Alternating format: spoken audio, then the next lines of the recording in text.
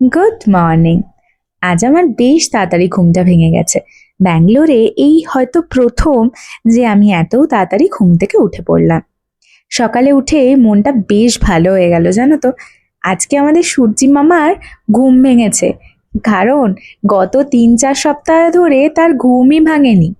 তাই ভাবলাম, যখন তাড়াতাড়ি ঘুম থেকে উঠেই পড়েছি, তাই স্নানটা সেরে সকাল সকাল পুজোটা সেরেই ফেলি। এই দেখো, এটা হলো আমাদের সিংহাসন। আমরা প্রায় 3 মাস আগে ব্যাঙ্গালোরে এসেছি। তো টুকটুক করে খাট, সোফা সবই হচ্ছিল, কিন্তু মনটা ওই একটা জায়গাতেই খারাপ হয়েছিল। এই বাড়িতে আসার পরে যেহেতু কোনো ঠাকুর ছিল না, আমরা দুটো ঠাকুর তো কিনে নিয়ে এসেছিলাম, কিন্তু সেই ঠাকুর রাখার কোনো জায়গা ছিল না। কারণ এই যে সিংহাসনটা দেখছো, এটা যা লাগিয়ে দিয়ে যাওয়ার কথা ছিল, সে আজ নয় কাল বলে বলে প্রচুর ডিলে করেছে। তো গতকাল তার সময় হয়েছে, সে এতদিনে এটা লাগিয়ে দিয়ে গেছে। আমি মোটামুটি গুছিয়েও নিয়েছি। এই যে তুলসী মঞ্চটা দেখছো, কিছুদিন আগে আমরা একটা লোকাল শপ থেকে গিয়ে এটা কিনে এনেছি।